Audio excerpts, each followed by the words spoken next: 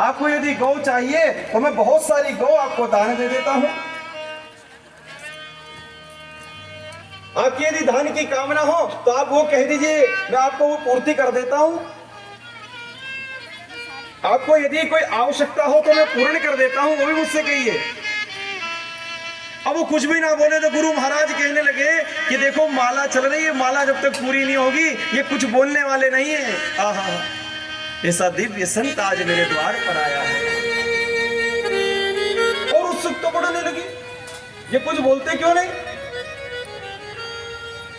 कुछ तो बोले। ऐसा लग रहा था कि सर्वस्व आज नौछावर कर देता हूं इसके ऊपर, यदि ये कुछ एक बार बोल दे। धन चाहिए तो बोल दो, द्रव्य चाहिए तो बोल दो, गौ चाहिए तो बोल दो, पर वो तो कुछ बोले ही ना। बहुत देर हो गई, जब माला पूरी हुई बामन ने विचार करा कि बहुत उत्सुक हो रहा है देने के लिए, अभी देखता हूं कितना दे सकता है, क्या दे देगा मुझे। ये क्या हुआ, ये आकर्षण था, ये भगवान ने उसको जीत लिया। वहां मौन होकर के भगवान ने खड़े खड़े अपने दिव्य रूप से उसके मन को हरण कर लिया। और ये ऐसा ही करता है, ये पहले मन को जीत लेता है, ये हर लेता है हमारे मन को, और ये एक परिस्थिति में लाके खड़ा कर देता है कि अब मैं बस तेरा हूं, अब मैं बस तेरा हूं। और होना भी चाहिए। और यही हुआ, राजा बलि ने जब पूछा कि प्रभु आज्ञा करे क्या कर सकता हूं, तो वामन कहने लगे अच्छा तो आप, मैंने सुना है कि श्रेष्ठ दानियों में अग्रणी हैं, क्या आप राजा बलि हैं? हाँ प्रभु, मैं ही राजा बलि हूं। मैं जानता हूं कि तुम्हारे जो दादा थे वो बड़े ज्ञानी थे। तुम्हारे दादा प्रहलाद भगवान के भक्त थे, नारायण ने उनके ऊपर कृपा करी थी, बड़े सत्संगी थे और दानियों में अग्रणीय सिरोधारी थे। और तुम्हारे जो पिता है विरोचन, वो भी कोई कम नहीं, प्रहलाद के पुत्र यदि हो तो उनके जैसे ही होंगे। वो भी संत भक्त हैं, साधु के भक्त हैं, दानियों में श्रेष्ठ हैं। और यदि तुम ऐसा करते हो तो कोई आश्चर्य की बात नहीं है। हे बलि, यदि तुम कहते हो कि मैं राजा बलि हूं और मैं ऐसा कर दूं वैसा कर दूं तो कोई बड़ी बात नहीं, तुम्हारे दादा और परदादा भी तो ऐसे ही थे। तो ये गुण तो आ ही जाते हैं ना संतान में, जो आपने किया है वो आपके संतानों के अंदर कहीं ना कहीं एक अंश मात्र में तो आएगा ही सही। क्योंकि वंशावली तो चलती है ना कि फलाने के दादाजी ऐसे थे, कैसे थे, जो उन्होंने किया, उन्होंने वो सत्कर्म किए, उनके हुए कर्म का प्रताप उनके बच्चों में आया, उनकी संतानों में आया। राजा बलि दैत्य था पर फिर भी भक्त था। और प्रभु कृपा हुई कि नारायण वहां समीप में उसके रूप बदल करके खुद ही चले गए थे।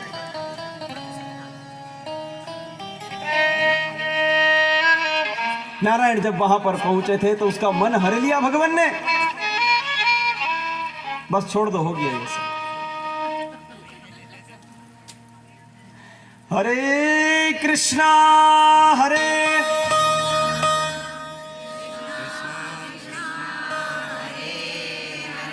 हरे कृष्णा हरे कृष्णा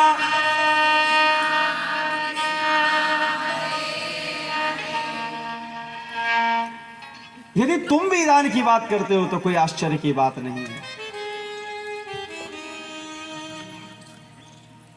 और क्या दे सकते हो मुझे आप, जो मांग ले, में आप जो इच्छा हो आपके मांग लीजिए, मैं देने को तैयार हूं।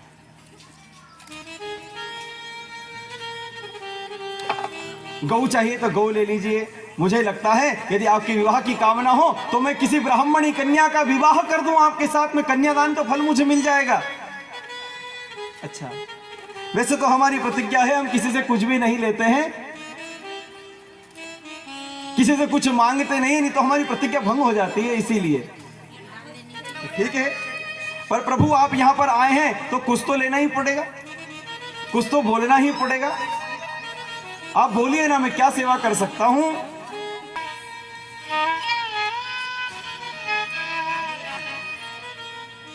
राजा बड़े उत्सुक हो गए थे कि आप बताइए मैं आपके लिए क्या कर सकता हूँ। उन्होंने कहा मैं कुछ भी नहीं लेता, किसी से दान नहीं लेता हूँ, पर मेरी तो इच्छा है यदि आप इस यज्ञ से यहाँ से ऐसे ही चले जाएंगे तो मुझे दोष लगेगा कि मेरे घर एक ब्राह्मण आया, एक संत रूप मेरे द्वार पर आया, मैं उसकी सेवा ना कर सका, मुझे इसका दोष लगेगा और मैं इस पाप से दूर होना चाहता हूं। आप मेरे द्वार से खाली न जावे, आप जो मांगेंगे मैं आपको देने को तैयार हूं। भगवान ने विचार करा, ठीक है, तुम कहते थे कि किसी कन्या से विवाह करा दूं, तो ठीक है, आप कहें प्रभु जरूर ही करा देता हूं। तो यदि विवाह होगा तो फिर हम 1 से 2 हो जाएंगे। हाँ हो जाएंगे। तो हमारे रहने की व्यवस्था में कंचन महल खड़ा करा दूं, स्वीकार है? उनको लग रहा था हाँ तो करे। तो फिर हमारा विवाह होगा तो हम 1 से 2, 2 से 4, 5 भी हो सकते हैं कि हाँ प्रभु बिल्कुल हो सकते हैं, अवश्य ही होंगे, आपकी जितनी मर्जी।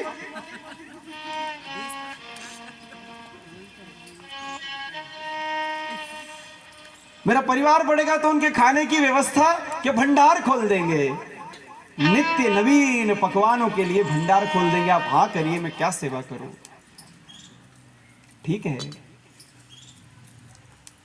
और जब मेरा परिवार जब बहुत बड़ा हो जाएगा, पालन पोषण के लिए उनकी व्यवस्था हो जाएगी, तो वो बाल गोपाल की शिक्षा, तो बोले हमारे परदादा ने एक स्कूल खोला था, हिरण्यकशिपु दैत्य दानव विश्वविद्यालय, हमारे बच्चे पढ़ते हैं, आपके भी पढ़ेंगे। हमारे परदादा ने खोला था, जिसमें हमारे दादा प्रहलाद पढ़ते थे, वहीं पर सब पढ़ेंगे। बहुत अच्छी बात है। तो जब परिवार बढ़ेगा तो मैंने ऐसा सुना है कि कोई ना कोई मरता भी है, कि हाँ प्रभु मरता भी है। अब परिवार है तो जन्म मरण आदि सब समान ही रहता है, मरते तो है ही सही। तो मैंने ऐसा सुना है कि जब कोई मर जाता है तो रोना पड़ता है। तो रोएगा कौन? प्रभु रोने की व्यवस्था मैं नहीं कर सकता, आपके परिवार का मरेगा तो रोना तो आप लोगों को ही पड़ेगा ना, कि रोने वाला काम मैं नहीं करता, जिसमें रोना पड़े वो काम मैं नहीं करता। और भगवान ऐसे जब वचन कहने लगे तो राजा बोली बड़े विचार करने लगे कि मैंने इतनी देर से इनको मनाया, 3 घंटे हो गए मनाते मनाते, और आखिरी में बात वही आ गई कि कुछ भी नहीं चाहिए, मैं किस सेवा कैसे कर सकता हूँ, नाथ मेरे ऊपर कृपा करो। हे बंधु, हे संत श्रेष्ठ, कोई तो ऐसा उपाय निकालिए जिससे मुझे दोष न लगे, मैं आपकी चरण सेवा कर सकूं। तो कहने लगे हमारा वैसे तो कुछ इच्छा नहीं है लेने के लिए, पर अभी तक हमारा कोई आश्रम वगैरह नहीं है, हमारे पास कोई साधन नहीं है, तो अब बस ज्यादा नहीं चाहिए, बहुत ज्यादा नहीं चाहिए। मेरी छोटी सी कामना है कि 3 पग भूमि आप मुझे दे दीजिए। क्या चाहिए?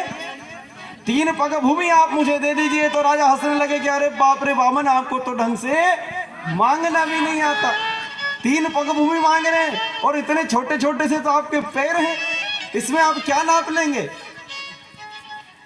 राजा उत्सुकता से कहने लगा ये संपूर्ण स्थान जहां पर आपकी दृष्टि जाती है, जहां आप जितना नाप सके मेरे नाथ ले लीजिए, मैं मना नहीं करता, पर आपके छोटे छोटे ये पांव हैं, ये कितना नाप लेंगे कि आसन भी इससे पूरा नहीं हो सकता। यदि मैं अनुमान लगाऊं तो एक आसन भी नहीं बनता। आप 3 पग भूमि मांगते हैं, कुछ ज्यादा ले लीजिए, ना 3.25 लूंगा, ना 3.5 लूंगा, लूंगा तो केवल 3 ही लूंगा, तो केवल 3 ही लूंगा। मैं क्या स्वीकार है, आप नापिए। कि राजा तुम भूल रहे हो, तुम्हारे सामने एक ब्राह्मण संत खड़ा है और वो बिना संकल्प के कुछ भी नहीं लेता।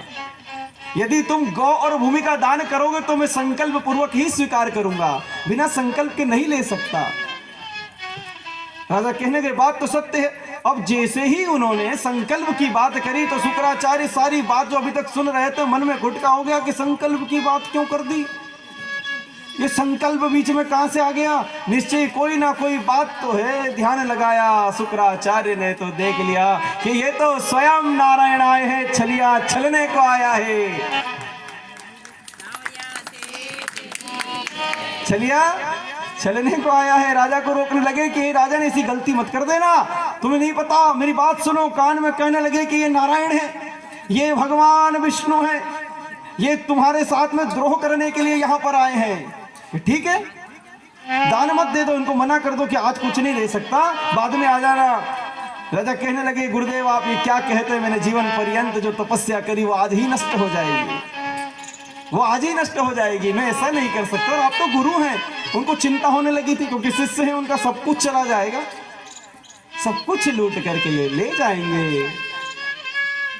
और राजा के मन में विचार आया कि यदि ये विष्णु है और यदि मुझे छलने भी आए हैं तो स्वीकार है, इतिहास तो गवाह होगा कि विष्णु ने मेरे द्वार पर भिक्षा मांगी थी, नारायण मेरे द्वार पर आए थे, मैं नहीं गया था उनके द्वार पर, सब कुछ चला भी जाता है तो मुझे स्वीकार है। और यदि ये नहीं भी है तो ये 3 पग भूमि से 3.5 नहीं लेगा, इसका भी मुझे पूर्ण विश्वास है क्योंकि ये झूठ नहीं बोलता। और जैसे ही संकल्प के लिए तैयार हुए तो फिर शुक्राचार्य ने निवेदन किया कि मत करिए, पर नहीं माने और तुरंत ले लिया संकल्प।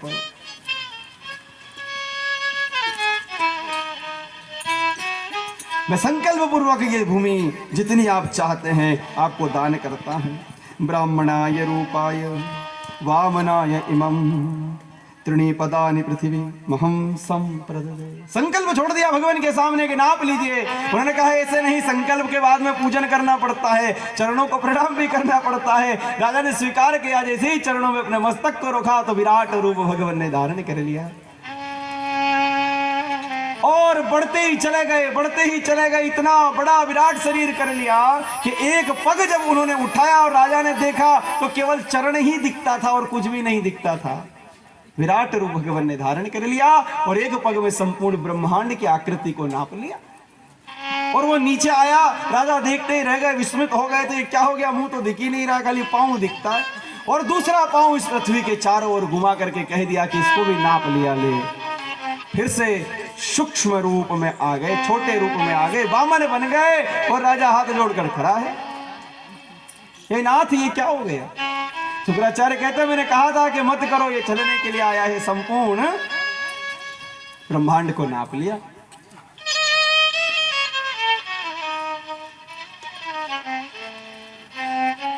राजा बलि हाथ जोड़ करके सामने खड़े हैं। भगवान ने कहा कि तुमने अपने संकल्प को पूरा नहीं करा, इसलिए तुम्हें बंधन में बांध देता हूं मैं।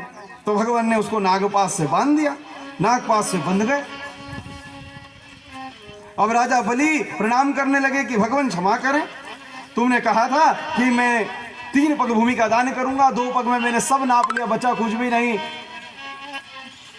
और जैसे ही प्रहलाद जी महाराज को पता चला कि पुत्र को नारायण ने छल लिया है तो दौड़े दौड़े आए, चरणों का वंदन और पूजन करने लगे। जैसे ही प्रणाम किया तो प्रभु बड़ी कृपा करी, आज आप हमारे द्वार पर फिर से पधारे हैं। मेरे पुत्र के ऊपर भी आपने, मेरे पौत्र के ऊपर भी आपने कृपा कर दी। प्रहलाद जी महाराज ने जब प्रणाम किया तो बड़ा आनंद हुआ उनको। उनकी पत्नी भी आई, उन्होंने भी प्रणाम किया। बंधन में पड़े हुए पति को जब देखा, बलि राजा की पत्नी ने तो कहा आपने बड़ी कृपा करी, बड़ी कृपा करी महात्मा, मेरे पति को आपने बंधन में बांध दिया। नारायण है आप, प्रणाम करते हैं। कहने लगे सब दानी यही है, सब दानी यही, जो आता जो कहता धन्य है, धन्य है, धन्य है। कृपा करी क्योंकि स्वयं नारायण आए हैं, कृपा करी। बलि ने कहा कि प्रभु मेरी बात सुन लीजिए, ये बताइए कि धन बढ़ा के धन का मालिक बड़ा हो, दोनों में से कौन बड़ा है? धन बढ़ा के धन का मालिक बड़ा? अभी तक तो आपने केवल संपत्ति को ही नापा था, अब आप मुझे बताइए कौन बड़ा? उन्होंने कहा कि मालिक ही बड़ा होता है। तो अभी तो मालिक बाकी है मेरे नाथ, ये चरण अपने मेरे मस्तक पर रख दीजिए, तीसरा पग पूरा हो जाएगा। तो उस वामन रूप के चरण भगवान ने बलि के मस्तक पर रख दिए।